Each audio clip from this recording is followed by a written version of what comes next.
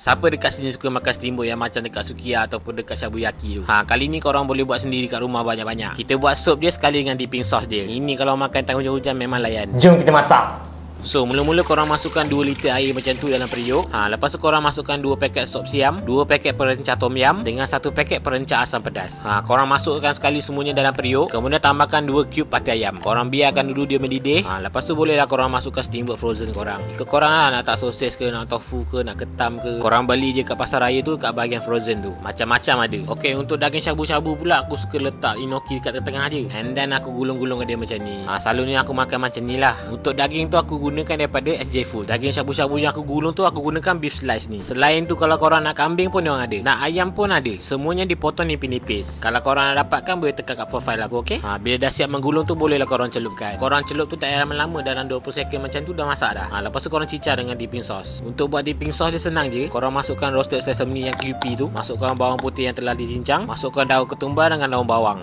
Dan last sekali kita masukkan chili oil. Kalau korang suka pedas-pedas, korang boleh tambahkan cili padi potong. Lepas tu jadilah kita punya dipping sauce yang macam Sukiya tu. Tapi tak ada dah sama macam Sukiya tu. Tapi rasa dia dalam 80% tu sama lah. Ini kan kalau korang makan dengan family kan, macam-macam cerita, macam-macam gosip keluar. Mulalah start mengumpat tu, mengumpat ni. Tahu-tahu steamboat dah habis dah. Korang jangan lupa cuba, okey? Selamat mencuba.